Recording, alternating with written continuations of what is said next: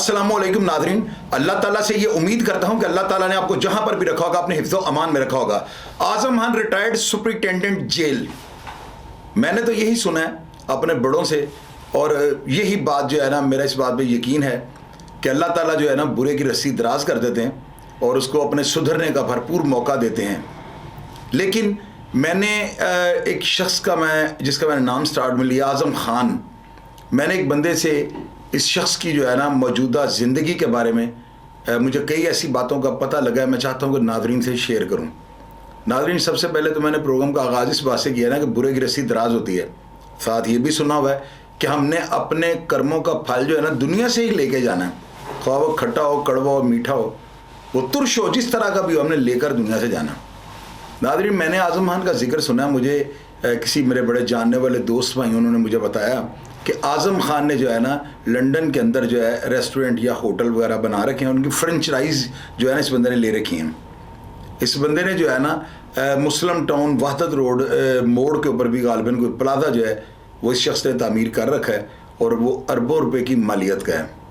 अब लंदन जैसे इतने यानी कि सुपर पावर ही मैं तो उसको कहूँगा लंदन को भी, वहाँ पर होटलों के लिए जगह ख़रीदना और वहाँ पे इसने अपने बेटे को भी जो सेटल किया हुआ है और वो भी एक लैंडलॉर्ड ज़िंदगी गुजार रहा है। नाज़रीन, आज़म खान जो था ना, ये चंगेज़ियत जिस दौर में जेलों के अंदर स्टार्ट हुई, ये वो पहले सुपरिटेंडेंट हैं कि जो जेल का जो है ना चार्ज ले लेते हैं।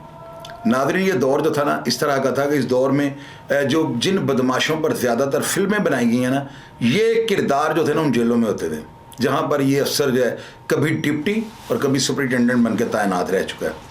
नाज़रीन, साहिवाल जेल के अंदर इसके बड़े किस्से कहानी हैं। करप्शन का बेताज बादशाह था और ये बंदा जो है ना गर्दन के ऊपर अपना गोडा रख कर जो है ना पैसे लेने का आदी था, जुल्म भी करता था और साथ पैसे भी लेता था।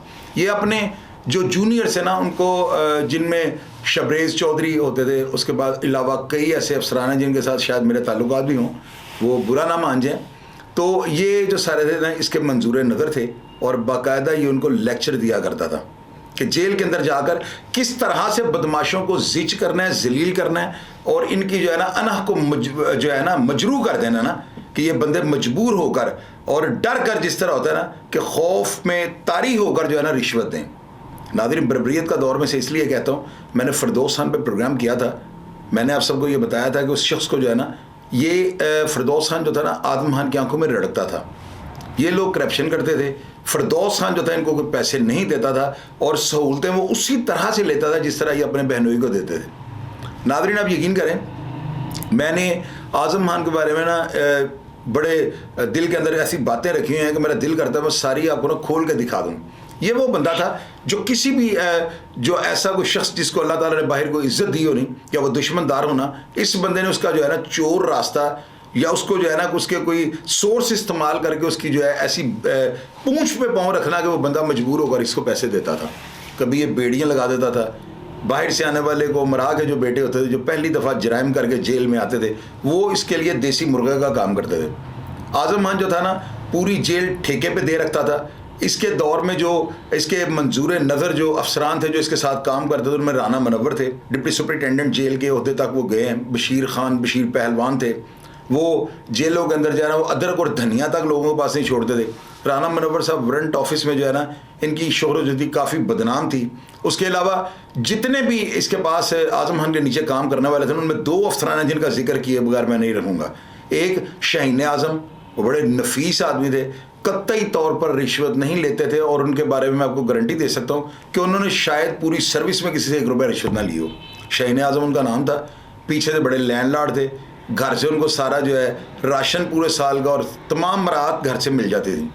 उसके बाद एक असिस्टेंट सुपरिटेंडेंट थे राय आरफ, उनका 2-3 दफ़ा मेरे सामने करप्शन की वजह से जो है ना आज़म खान के साथ फड्डा भी हुआ है और मैंने ड्यूटी के अंदर देखा है कि राय आरफ साहब ने बड़े सख्त जुमले अपने डिप्टी सुपरिटेंडेंट, वो असिस्टेंट थे लेकिन इसके बावजूद उन्होंने इस्तेमाल किया और आज़म खान ने उनकी बातें सुनी।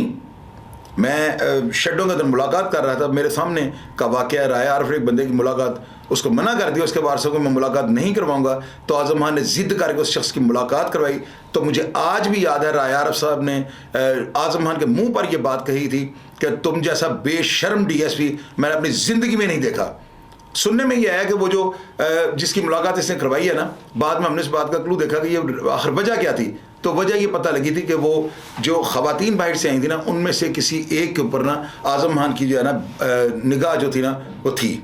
اب اگلی بات آپ خود سمجھیں، سوشل میڈیا پہ اگر میں اس طرح کی بات کروں گا، لوگ پتہ نہیں میں اپنا کوئی بغض نکالا، تو بھائی میری تو باتیں 93 کی 94 کی ہوں گی، تو اتنی پرانی بات کے بعد بندہ ایسی بات کو دل میں نہیں رکھتا. میں تو ویسے ہی حیران ہو گیا ہوں کہ یار دیکھو خدا جو ہے نا پھر رسی کب دراز کرے گا. میرا خیال ہے وہ 60 سال سے زیادہ اس کی عمر ہے، 70 سال کا ہونے والا ہے، لیکن میں نے نہیں سنا کبھی کسی بندے سے کہ اس کے اوپر کوئی ایسے گرفت آئی ہو.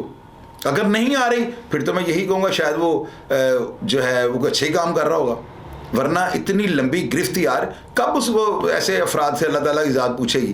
ان لوگوں کا کب جو ہے ان کا ضمیر اللہ تعالیٰ جو ہے ان کو جھنجھوڑیں گے، تاکہ اس طرح کے لوگ جس طرح کی زندگی گزار گئے ہیں، یا جو اقدامات یا جو یہ قوانین رائج کر گئے ہیں، یہ کب یہ ان کو جو ہے نا ان کا کوئی ایسا کوئی بندہ ہوگا جو ان کے بارے میں بات کرے گا، تاکہ جو ہمارے جیلوں کے اندر اب آنے والے افسر ہیں وہ ان کو مقام عبرت سمجھیں، نہ کہ ان کو جو ہے نا کرپشن کا بے تاج بادشاہ کہہ کے ان کی قصے اور کہانیاں لوگوں کو سنائیں.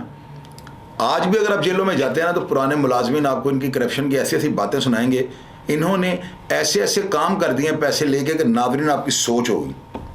یہ اتنا کچھ ظالم ڈپٹی سپرنٹینڈنٹ تھا نا، اس نے ہیروئن لگوانے کے لیے فردوس خان کو اپنے چیف چکر بابا یعقوب کا انتخاب کیا. اس نے فردوس خان کو ہوا میں اچھال کے رکھا کہ تمہارا تو بھار ڈپٹی نہیں اٹھاتا، اس کو ہوا میں کھڑا کر دیا. وہ اسی ششکلے میں کہ میرا بھار جیل نہیں اٹھاتی، اسے پاؤڈر بیچنا شروع کر دیا.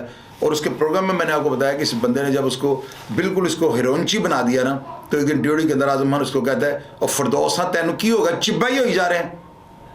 یہ بڑی غیر معمولی بات آپ کو میں سنا رہا ہوں. جن لوگوں نے یہ فکرہ سنا ہوگا یا جن لوگوں نے یہ بات سنی ہوگی وہ آپ کو بتائیں گے کہ فردوس خان کا جیل کے اندر ماحول کیا تھا. تو ناظرین اس طرح کے جو کردار ہے نا، ان کو میں تو کہوں گا کہ اگر اس بندے نے واقعی بربریت کیا ہے، گھروں کے گھر اس بندے نے اجاڑ دیے کرپشن کی وجہ سے. اس بندے نے جب جیل سے ریٹائر ہوا ہے نا، اس وقت بھی یہ ہوا اڑی تھی کہ یہ بندہ اربوں روپے کما کے جو ہے نا محکمہ جیل خانہ جات سے ریٹائر ہوا ہے. یعنی کہ اربوں، آج کے تو وہ خربوں ہوں گے نا. تو ان لوگوں نے جو ہے نا چنگیزیت بربریت بڑی بڑی جیلوں میں رہا ہے، کوٹ لاکپا جیل میں، کیمپ جیل کے اندر، اس کے علاوہ سائیوال جیل کے اندر، ملتان، پتہ نہیں کون کون سی جیلوں میں رہا ہے. اور جہاں پر یہ گیا ہے نا کرپشن کی ایک داستان رقم کا رہا ہے. ناظرین لوگوں نے جو ہے نا بڑے بڑے ظلم کیے ہیں، انسانیت سوچ سلوک کیے ہیں قیدیوں کے ساتھ. ان لوگوں نے اس طرح کے کام کر دیے کہ میرا نہیں خیال کہ وہ بندہ ساری زندگی آئینے میں بھی اپنی آنکھوں میں آنکھیں ڈالے گا. اعظم خان کے ساتھ میرا بھی ایک جگہ پہ ایک معاملہ کچھ اس طرح ہو گیا کہ مجھے عملہ پکڑ کے لے گیا اس کے پاس. وہاں پر یہ بندہ مجھے نہیں جانتا تھا. جب اس نے مجھے پوچھا کہ تم کون ہو، تو میں نیا نیا جیل کے اندر گیا تھا، تو میں نے اس کا جو اپنا نام بتایا، ساتھ اپنی بلدیت بتائی، تو یہ مجھے آگے سے مجھے کہتا ہے، بڑے عجیب و غریب قسم سے اس کا لہجہ تھا. مجھے بڑا غصہ چڑھا اس کی بات سننے کے بعد. اعظم خان نے مجھے کہا تھا کہ تمہارے باپ کو میں کہتا ہوتا تھا کہ زاہد کو جو ہے سمجھائیں، یہ آپ کے ہاتھوں سے نکل چکا ہے، یہ لڑکا بہت جلد جو ہے منو مٹی تلے چلے جائے گا. اور دیکھ لو میری بات درست ثابت ہوئی، اور تمہارا بھائی بھی آج دنیا میں نہیں، اور تمہارے والد صاحب وہ پیچھے پیچھے وہ لے گیا. بات اس کی درست تھی، لیکن لہجہ ناظرین اتنا کو مجھے برا لگا ہے نا کہ میں آپ کو بتا نہیں سکتا ہوں. جس طرح سے اس بندے نے یہ بات مجھ سے کی ہے نا، میں کس طرح سے آپ کو ایکسپلین کروں کہ اس نے مجھے نا اتنا کو یعنی عجیب و غریب اس کا لہجہ تھا نا کہ مجھے ساری رات نیند نہیں آئی کہ یار اس بندے نے کیوں اس طرح کی بات میرے ساتھ کی. یار وہ میرا ذاتی میٹر تھا. تم کون ہوتے ہو؟ مامے لگتے ہو کسی بندے کی جو ہے نا انا کو مجروح کرنے کے لیے. تو اس بندے نے وہاں پہ مجھے مروایا بھی تھا. خیر وہ تو ایک ہوتا ہے جیلوں کے اندر یہ روایت ہوتی ہے، اس طرح کی روٹین ہوتی ہے. مجھے کوئی چیز کی گرج بھی نہیں ہے، لیکن میں حیران اس بات سے ہوں کہ یار یہ بندہ گرفت بھی نہیں آیا. آپ لوگ کہتے ہیں زندہ لوگوں کے لیے میں پروگرام نہیں کرتا. پورے ملک میں میری دشمنی ڈلوا دو بھائی. ہر بندے کو جو ہے نا میں منفی کردار بنا کے پیش کرنا شروع کر دیتا ہوں.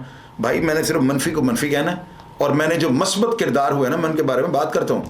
مجھے لوگ کہہ رہے ہیں جی آپ نے ٹیپو ٹرکاں والی سٹوری جو ہے نا اس کے اندر آپ نے بلا ٹرکاں والا کی دشمنی کے اندر آپ نے جو ہے نا بڑی بڑی رکھ کے باتیں کی ہیں. تو بھیا میں نے اس لیے رکھ کے باتیں کی ہیں، میرے منہ سے نکلا ہے ایک لفظ جو ہے نا یہ چنگاری کا کام کر سکتا ہے. اور میں نہیں چاہتا ہوں کہ میرے پروگرامز کی وجہ سے جو ہے نا لوگ مجھ سے متنفر ہو جائیں کہ یہ بندہ انتشاری ہے.